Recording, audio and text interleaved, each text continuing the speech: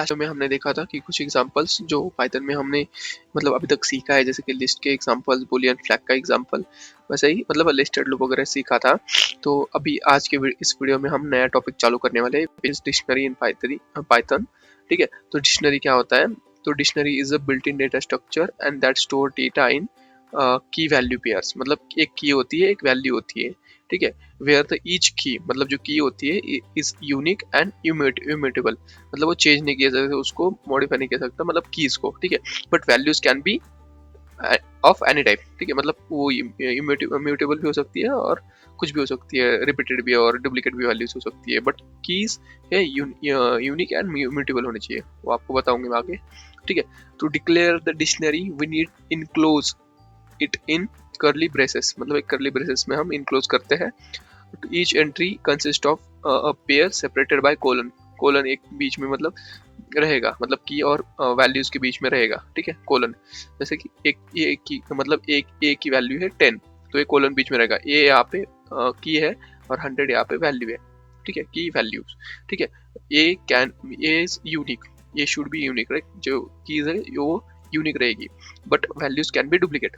ठीक है, इम्यूटेबल रहेगी और यूनिक रहेगी की। ठीक है, the first part of the pair is called as key, ये जो फर्स्ट पार्ट है उसको की बोलते हैं, and the second is called as value, मतलब 100 को वैल्यू, मतलब जैसे कि बी है जो है की है, बट 2000 क्या इधर, 200 क्या इधर वैल्यू। तो चलो लेट्स गो टू द पाइचार्म। ठीक है, पाइचार्म में देखा था, यहाँ पे मैंने ऑलरेडी एक डिक्शनरी बना दी थी, ऐसे कैसे कैसे कॉल किया जाता है वो भी बताता हूँ मैं। और देखो इसमें कैसे कॉल कैसे किया जाता है, जैसे जस्ट प्रिंट डी, मतलब D is dictionary now, so I will run it, okay, from here. So here you can see like the print list is dictionary is printed here. Okay, so अभी आपको particular value print करनी, कोई suppose एक ही ए जो की है उसकी value print करनी है, तो कैसे करेंगे? जैसे सेम जैसे लिस्ट में हम प्रिंट करते थे या मतलब इंडेक्सिंग करते हैं ना, वैसे ही सेम यहाँ पे मैं बता दूंगा ए। ठीक है, ए की वैल्यू मुझे चाहिए डी ऑफ ए, समझ रहे हो? ये देखो 200 हो गया। तो वैसे ही हम डिक्शनरी में की वैल्यूज हम कर सकते हैं, मतलब इसमें मैं यहाँ पे जो डेटा टाइप है इसका वो भी देख लेते हैं। ठीक है, यहाँ पे मैं प्रिंट करता हूँ, प्रिंट टाइप ऑफ डी। ठीक है, ये देखो डिक्शनरी, क्लास डिक्शनरी। ठीक है, और यहाँ पे मैं मतलब म्यूटेबल और चेंजेबल, देखो यहाँ पे अगर मैं डबल यूज करता हूँ इसमें भी, देखो अगर यहाँ पे मैं फिर से एक बार ए यूज करना चाहता हूँ। ठीक है, मैंने क्या किया, यहाँ पे ए यूज किया और कोलन लगा दिया, और यहाँ पे मैंने कर दिया 300।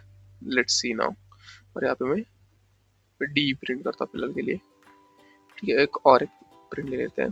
ठीक है, कॉपी देन पेस्ट हियर, अपन डिक्शनरी प्रिंट करते हैं पहले। ठीक है, यूनिकनेस देखते हैं अभी क्या होता है। ठीक है, तो यहाँ पे देखो इसने अभी भी ए की वैल्यू ली है जो सेकंड टाइम आई है, फर्स्ट वाला ए जो था उसको रिमूव कर दिया इसने, क्योंकि वो यूनिक होना चाहिए। और उसने ये बता दिया कि 300 ए की वैल्यू, क्योंकि वो फर्स्ट टाइम जो आएगा वो नहीं देगा, नहीं पकड़ेगा वो इसमें डिक्शनरी में, जो सेकंड टाइम है वो पकड़ेगा फिर, इसलिए वो यूनिक होना चाहिए। ठीक है, यहाँ पे इशू क्या हुआ था, ए की वैल्यू 2 बार आ गई, इसने क्या किया लेटेस्ट वाली, जैसे कि अपन यहाँ पे भी करते हैं। सपोज मैंने क्या कर दिया है, ए इक्वल टू मैंने डायरेक्ट डिफाइन कर लिया 5, और फिर बाद में मैंने बी इक्वल टू 10 कर दिया, और फिर 5 में मैंने ए इक्वल टू 8 कर दिया। अभी कौन सा प्रिंट होगा? लेटेस्ट वाला जो लास्ट डिक्लेयर था वो। तो वैसे इधर भी इसने यही लिया, लेटेस्ट वाला। तो यहाँ पे देखो, अगर मैं यहाँ पे ए की प्रिंट ए करूंगा तो ये 8 प्रिंट करेगा, ना कि 5, क्योंकि लेटेस्ट ले रहा है। देखो यहाँ पे 8 प्रिंट हो गया, क्योंकि इसने लेटेस्ट ली। वैसे ही इधर भी लेटेस्ट ली, तो ये तो आप कभी भी डिक्शनरी डिफाइन करोगे तो उसमें जो कीज होती है वो मतलब ये होनी चाहिए, यूनिक होनी चाहिए। ठीक है, तो यहाँ पे मैं इसको सी कर देता हूँ। ठीक है, तो इसको कैसे बुलाते हो बता दिया मैंने, डिक्शनरी क्या होता है वो हमने कवर कर लिया, मतलब डिक्शनरी को मतलब कॉल आउट कैसे करते हैं, उसको डेटा टाइप कैसे करते हैं, वो हमने आज के इस वीडियो में देखा है। ठीक है, अगले